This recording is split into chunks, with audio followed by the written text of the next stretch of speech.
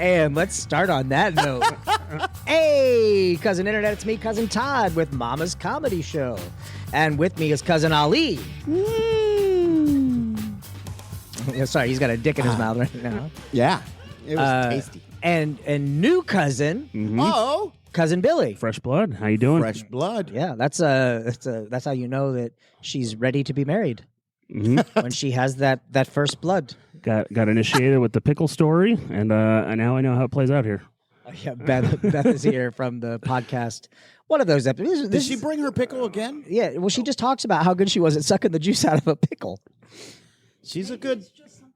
It's something she really loves. She's a good juice sucker. Did you say juice sucker? Yep, that's what I said. Yeah. How you guys doing?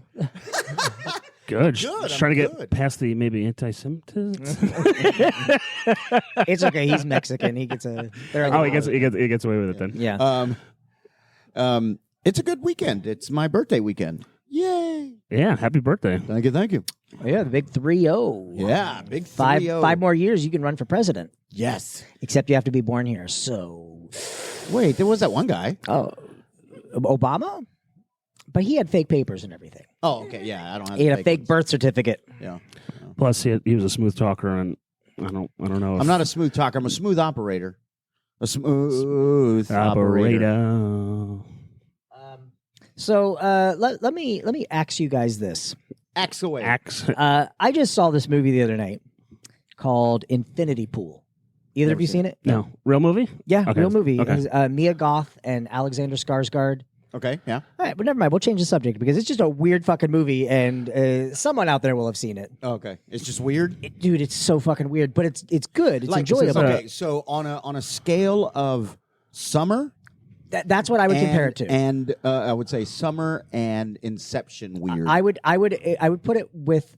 Let me give you the basic gist. All right. So this dude, Alexander Skarsgård, and his wife are at an all-inclusive resort in another country, and apparently the other country is like it's not safe outside of the resort. You know, one of those types of countries, and he and his wife meet, and it's like super bougie. Like you have to be rich to go there.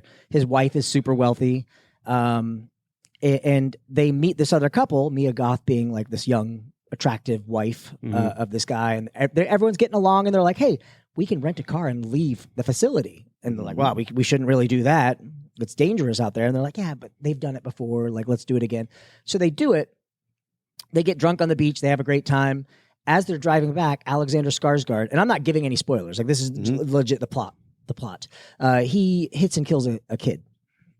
And or I say kid, like a 20-year-old. Was it the first 4-year-old? No. Oh no, okay. No.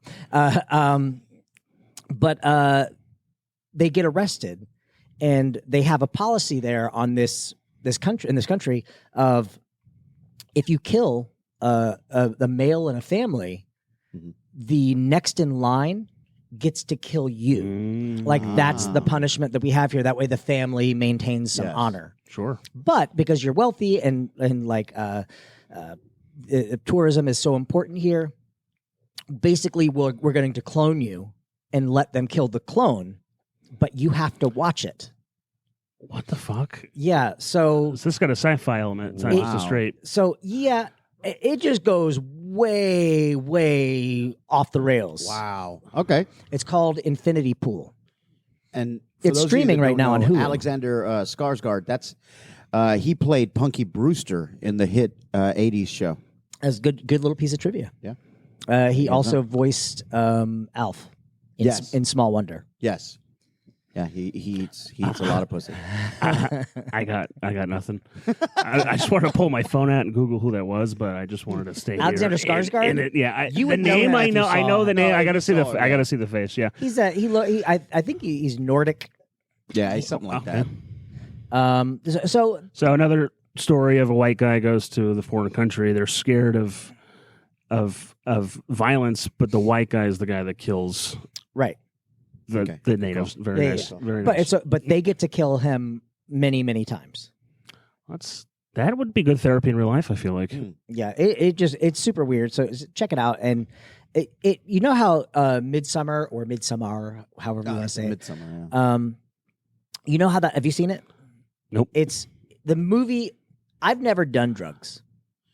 It's The movie feels like what I imagine a drug trip would feel like. no. Drug trips are fun. Midsummer. It's like a bad trip. Yeah, it's such a bad. It's so weird and like, and fuck Megan Borkus for making me watch it. Oh, you didn't like it? No. Oh, I liked it. No, we had to do. I was doing my podcast, Real Drinks, and so we talked about that movie. So I had to watch it, and I'm like, this is the worst. This is so odd, strange, bad movie. I was like, what the fuck did I just watch? Is it the kind of drug trip like Fear and Loathing? Did you guys watch that one? Yeah. That made me feel, But not as humorous as Fear and Loathing. Okay. There was no line about the bats. okay. There's no like alligator people walking around the casino. No. Yeah. No. That made me feel things though, like, oh god, the anxiety. Oh my god, I feel like I'm tripping. Turned on, and then I got arrested trying to fuck an alligator. And Speaking of anxiety, holy cow! Have you guys seen The Bear? Yes. No, I have not. Yes. Finally, I can say yes to you guys. I'm not gonna no spoilers, but the episode with Jamie Lee Curtis Is this season 2 though? season 2. I haven't started. But, There's an episode okay. with Jamie Lee Curtis. I'm not gonna spoil it, But it's she gets just, killed in the most horrific way. Yes, and there's going to be 6 more seasons of The Bear trying to kill Jamie Lee Curtis. The last one will be called The Bear Kills. Yes, Yep. The Bear Ends. Sorry. The Bear ends. No, it's just a dysfunctional Christmas family get together. But you are so fucking stressed out because it is so stressful. Yeah. In that family scene, that this whole thing, and everyone in this episode, brilliant. Compare it to the Thanksgiving episode of Dexter in the Trinity Killer season. Oh, way more. No. That was subtle. Yeah. That whole underlying tension. Yeah. This is in your face yelling, and Jamie Lee Curtis, if she does not win I've heard an that. Emmy for this, something is wrong because she's obviously because this is back in I guess it was the way it's set. It's a little bit of a flashback, but not horribly far back. Spoilers. But now we know it doesn't happen now. Yeah. But you could tell she's obviously schizophrenic or bipolar, depressive. You could have And the stopped with she. swings When you said she, I assume bad driver.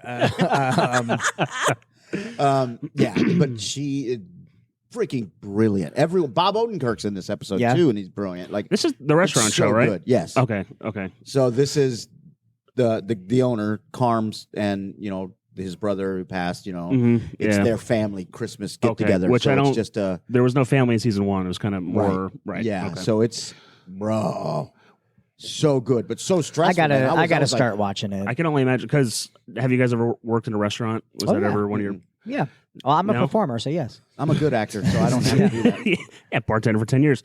What they capture in the kitchen, like that fucking anxiety with the behind knife corner. Yeah. I'm like, holy shit! I feel like I'm back. Yeah, you're having And flashbacks. I was freaking out, but in a good way. Yeah. You know, so I worked at a bunch of different restaurants, and I have experienced that like high anxiety. You're in the weeds, and I remember I worked at this restaurant in downtown Winter Park. Were you front of house? Yeah, I was a server. Okay. And there was a chef that we had. His name was John.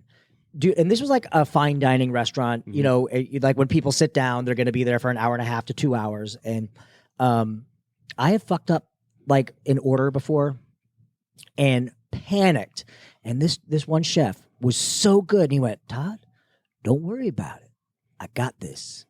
And that, like, anytime I fucked up, it was like if it was a movie, he would be my Bagger Vance. You know what I mean? Like he was like, "Don't worry about it. I got this." And then he would get shit done. Oh, there's no shoe dropping from No. the other foot. Oh, I thought he was like, and then he took out his knife because they're fucking. But it was just scumbags usually. usually. Yeah, And that's what I was yeah. used to. And that's why when you go back, like that's one of those places where I learned to say, "Hey man, I fucked up." Like not to make an excuse. I fucked up. I need a steak medium rare right now. Mm-hmm. And they're like, "Well, fuck you." Like that's normally how they'll act. But this dude, I worked at a place called Pete's Bubble Room. used to The be Pete's Bubble? Yeah, the one that was here in Orlando. There are two, or there's only one left in South Florida. It was made famous from the movie with John Ritter. Bubble Boy. Problem Child? Problem Damn Child. it. Problem Child. It was this really eclectic restaurant. They had a train that goes outside of the building and comes in through little holes. There's shit. you can sit in like a half a car. There's a tunnel it was of love. badass. Yeah. So it was filthy. We got shut down by the health department. It turns out having a train that runs outside of your building to in, just loads of rats just coming in on that train. Bird shit. And, all kinds of, yeah. Oh, dude, the expo alley had rat holes in it. I remember one lunch break, or we were on lunch, and the kitchen staff just rips the oven away from the wall. And they're just throwing stuff around, going, God, I run back, yeah, fucking rat. You would go into like the dry storage room, and just above you, you would hear, Oh, God. Yep. Infested. And then we all showed up one day, and there was a note on the door that we were closed. Go figure. But honestly, they were closed, but not because they were shutting down. They were shooting Ratatouille. A lot of people didn't know that. I will say their desserts were probably some of the best in town. Their red velvet cake, mwah, chef's Oh, kiss. that's my jam right there. I love me some red velvet. It's cake. just chocolate. Yeah. Do you have But it's that? still Do you good. guys have the capacity? You think you could kill a rat? Oh yeah, I've killed rats. Yeah, because we had a restaurant. Going back to the restaurant, the chef, there was a rat, and he took out the fucking giant knife sharpeners that they use. Those basically police batons. Just fucking wailed at him. Like, dude, you're savage. I don't think I have the. I grew up dirt poor in a migrant farm working town where rats and roach, like all that shit was. What does it around, taste so. like? Chicken. I don't know if I could. Maybe at one point in my life I could have, maybe. But I remember I was working at one of the theme parks, and they put the glue traps down, and I have never felt so bad for an animal in my life. Seeing a rat that was stuck in a glue trap because it had chewed off one of its feet trying to get out. Oof. And it was just like, I don't know, like for somehow seeing that. I've seen one when I was growing up. We had some in the house, and my mom put rat traps around. And I just remember sitting in the living room. I was probably 4 years old, sitting in the living room and just see that. Yep. And my mom freaked out, called the neighbor. Neighbor came over and pulled out this giant ass rat trap with a dead rat in it. I remember seeing like it was broken in half. Like it was not just like in a cartoon where Jerry is just like, thin at the waist. Right. It was his guts were coming out of his mouth. Yeah. I don't think I could right now. Which I eat animals. So clearly I don't have a problem with the process of killing an animal, but my assistant is vegetarian. You can say Canadian. She's also Canadian. Oh, double whammy. Yeah. Oh, she's my ticket out. When shit goes sideways here, I'm a Canadian citizen. He thinks that, but she's also brown. So As long as she has that Canadian passport, that's the only color that matters to me. So Billy, tell us a little bit about yourself. Ooh. Well, I kind of want to drop this tidbit, going back to your stand-up and how you're going on Comedy Central soon. Is that what you said? No. Oh, okay. Oh, okay. I actually took Ali's class like 4 years ago. Yeah. And complete ripoff, waste of money. Yeah, God, that's what I've heard. So much. I've Right. heard. But I met him, which was cool. He's very funny, and he actually taught me a lot in all reality. He teaches you enough, but never enough to surpass him. Right. Yep. Don't use that. Don't use that joke. Don't use that joke. Next thing I know, I see him on stage. Yeah. What the fuck? That's He's my on joke. Comedy Why did I Central. do it? No, but I only did like 5 open mics after that, and dude, it's fucking tough. It Everything you sucks. said of Open like mics. you're gonna get your dick knocked in the dirt and all this shit. And you're like, yeah, because you get that showcase at the end, and it's all your fucking family and your friends. Yeah. So they love you. So you have the best show. You're like, oh my god, I'm famous. I'm fucking Bill Burr, baby. And then you go out on your first open mic, and it's just fucking cricket after cricket, and you're like, damn, this is tough. Maybe you should not do open mic in a field at night. Yeah, perhaps, perhaps, but The only yeah. applause you hear is that rat trap going off. Yep. But I mean, I do want to get back out there, so I'm just waiting for my balls to grow back or whatever. What's funny is I get students that will, and for the most part, my students, I'm going to say 75% of my students are bucket listers. They want to do it one time. Yeah. They don't want to do it. They're just like, I just want to do it once. I'm like, perfect. I completely understand that. But when I get people like Billy who have a talent for it and can shape their stuff, they'll stop doing it, and then inevitably I'll get a text. Hey, so are you going to be teaching level 1 again? I wasn't going to do it again, but I'm going to do it again. I'm itching I've written some stuff. I never stopped writing. And I'm like, yeah, it'll get you. It's fun. It's exhilarating. It's scary. Like I've talked about it before. Like I've talked because I've never done stand up. You have the demeanor because I've seen you in these shows. Yeah, you the 99 jokes and all that. Yeah, can you imagine if I just do 99 for oh my God. Someone, I need an occupation. No, I've thought about doing it, but I've told people in the past, like, because I have bits that I've written down that I think, oh yeah, this is more stand up-y. And do you remember them though? Because I go through my notes and I'm like, what the fuck did I mean? But it's like three lines all the time. I look at I can pick up my phone right now and look at some premises that I thought of and go, what the fuck is that? I have zero clue what that means. If I were to go up for an open mic night, and I know me and I know how I would do it, is I would go out of town. I wouldn't even tell anyone. I wouldn't tell a single person. I'd go to Tampa. I would do an open mic there and then come back and then take what I learned. Yeah. And that reminds me, because one of the open mics, I think the final dick knock in the dirt was, so I used to bartend here, and my guests, they're like, oh, you're doing stand-up, let's come see you. And it's one of the open mics at Bluefish or whatever the thing next door, Fat Fish Blue. And they came to, and I fucking bombed. Yeah. And I was like, I'm just gonna kill myself. Yeah. And I never did it again. That's how you end the act. Yeah. Yep, a little Shakespearean. Pull out a gun and go, hey, so you guys are going to determine how this bit ends. So I was looking at my notes to look for obscure, just random things, not even a fleshed out joke. And the only reason I remember this one is because I am going to put this one on stage. But I just love the fact that the only thing written down is pussy as a font. And my idea, the premise is, it's like being so high with your friends that you start describing vaginas in font language. Like, dude, I was out with this girl last night. Yeah. If I had to describe her vagina, I'd say I'm going to go Helvetica. Nice. She had that nice Helvetica. Nice. I was with a girl, her vagina was so fucked up and beat up. Zingbets. Oh, no. And don't even get me started on Impact. Oh, you don't want that. Yeah. So that's the idea. But yeah. Comic Sans, jailbait. Yes. Fucking Comic Sans over here. This guy. Yeah, so that's what that is. But yeah, it'll just be random shit. Like, what the fuck? Yeah. Yep, because I'll be driving.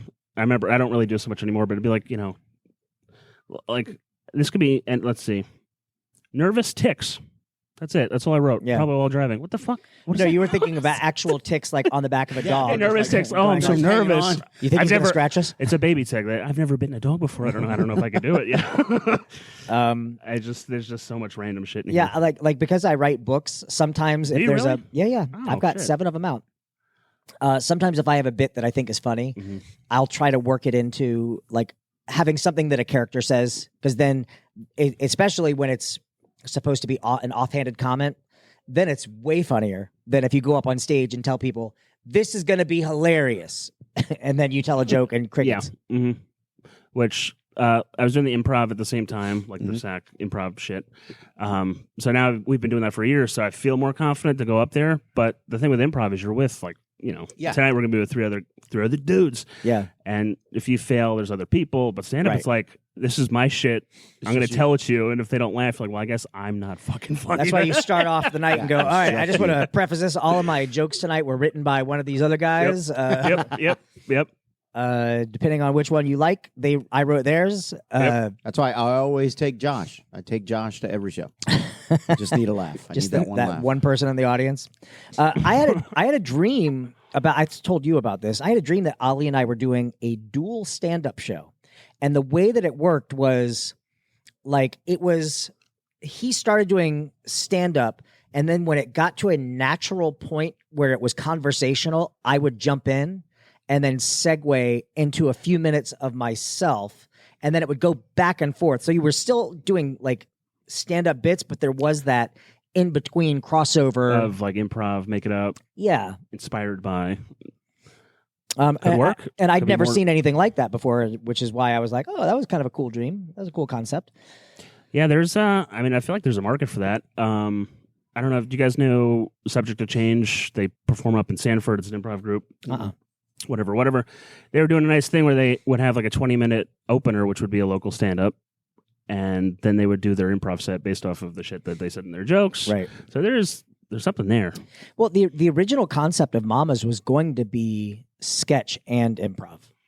And then because it was Duty Humor, which was a sketch comedy troupe that we did, and Ali was the only member of the sketch comedy troupe that said yes to an improv show.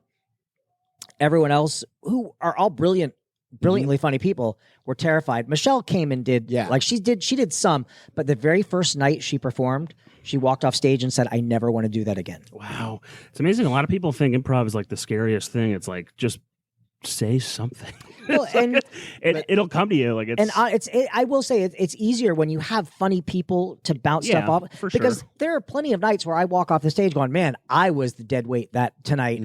Or there are nights where you come off and like, man, I fucking killed tonight. Yeah. But because as long as there's one person to fill one of those slots, like you're all good. Yeah. And it's like last week, I was not happy with my performance last week. I felt it was very flat. I was like, I wasn't making strong choices. I was like, I just didn't. We had a really weird start last week. Yeah. The show overall was good, but Ed doing the Family Guy bit at the very beginning of the show. God. The very first scene, Ed decided he was going to do Family Guy, which we've never done, like where we're just going to do an entire scene as something else. Yeah. And it didn't land. And because it didn't land, it then became an uphill battle. We won the audience back, but it was an uphill battle after. Yeah. And he's like, and this is something like with the bee sting joke that Andrew said, there's something that we do that I think is super, super helpful. If someone bombs, you're going to get lambasted. And it's going to be brought up 100 times during the show. Yes. We're going to remind the audience of that dumbass joke you did that Andrew derailed the show. Andrew, during our pre-show, we're telling our jokes. Andrew told this horribly racist joke. And it's not even funny, though. It's not even clever. It's just mean. But he told it, and silence. I've never heard silence like that. I mean, the loudest silence. It was maybe 5 seconds. Which feels like an eternity. And then we leapt on him. Yes. And we pointed out to the audience how bad it was. And then at any point in the evening, if he told a joke that didn't land, we would go back to his punchline from that joke. Bee stings. Yeah, and the audience would eat it up. And at the very end of the night, we got to call back that original joke, and it fucking killed. Killed again, yeah. Yeah, and it was like a full house. It was great. Oh, it was so good. Yeah. Oh, God. Yeah, but when we talked to Ed about it, too. He and I have been talking about it. I go, the problem with it was by making it Family Guy, you handcuff. Now we have to do it a certain way. Right. You got to do this. You got to do that. And then he admitted he doesn't really watch Family Guy. So even better. So he's butchering an so he's already like, bad all I know choice. is it's Rhode Island. So yeah, that's it. And there's a baby and a dog or some shit like that. Yeah. Man. But at that point, and honestly, you rely on other people, and everyone did commit to the scene and jump into the scene. But I mean, I feel like I could have come into the scene as like, and I thought about this like right after the fact. I was like, I should have come into the scene as like a director and like, cut guys, this Family Guy thing is not, and just turn them all into actors who were playing those characters, and then tried to do something else. But it was too late. Yeah. But I mean, that's one of the things that I love about this show that we do is if you see a scene that is, I would say 98% of the time, we're knocking it out of the park. But if you're one of those 2 times where a scene doesn't land, we're going to cut it short, and then the next scene is right there, and it's going to do better. It's going to be a better scene. And then there are plenty of nights where it's just like hit after hit, like where the audience, and you can tell early on, and that's the whole point of the A material, the jokes before the show, is to really kind of warm the audience up and give us a the bee sting joke. You tell that bee sting joke, and we know there's a line now that Andrew sacrificed himself. He jumped on a grenade in front of us to show us where the line was. Oh my God. That is the only thing I'm nervous about for tonight is those jokes. Like how bad should how nasty do I don't know what the what's the guideline for. Don't be racist. Don't I feel be like racist, that's just being a human being. But don't be racist. Women are always fair game. Yeah, especially when we don't have one in the show. 9/11 is right there. You know that joke about 9/11? What? You said you'd never forget. That's the time I set my alarm for in the morning. Oh my God. Okay, I won't do that one then. I was going to do knock knock. Who's there? 9/11. Oh, you said you'd never forget. You said you'd never forget. I like that one. God, there was a Family Guy bit about 9/11 that it was the one where he took over the life of James Woods, and he went on a talk show and he was talking about it. He was like, "We're doing a movie about it's a real comedy piece. It's on 9/11. I'm a window washer at the World Trade Center." He's like, "I just finished my last window. I turn around and what do you think I see?" He's like, "Yes."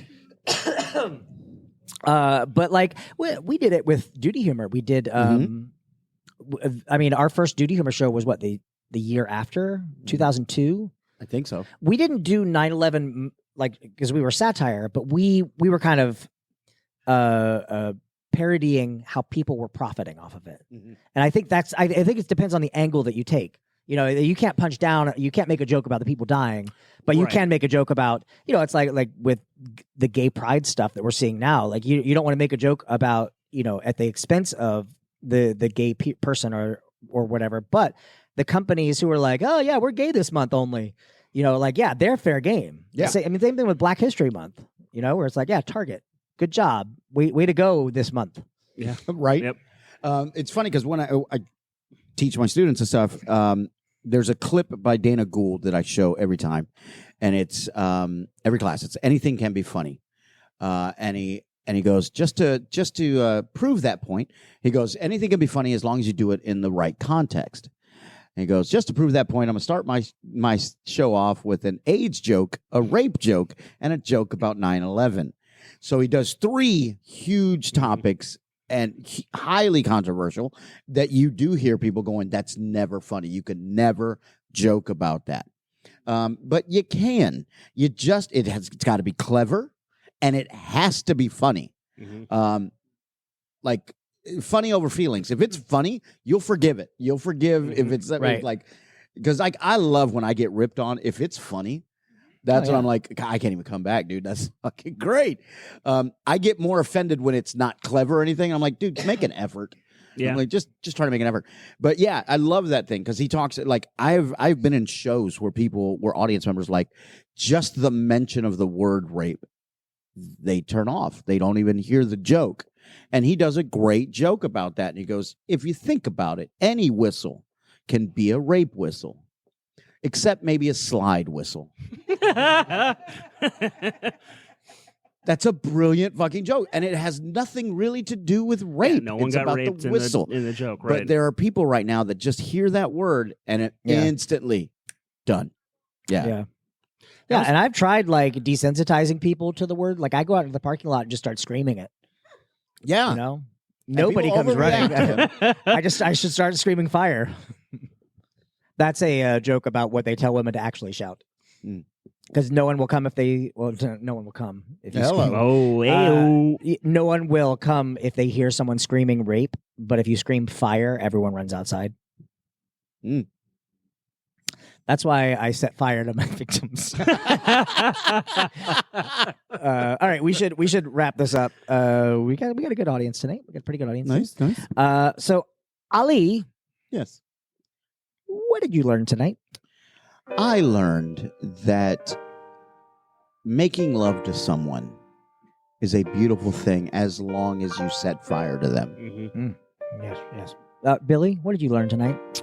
Well, just to piggyback off that, don't ever yell rape or nobody will keep the rapist off of you. Yell fire. Yeah. And don't use a slide whistle if you want to.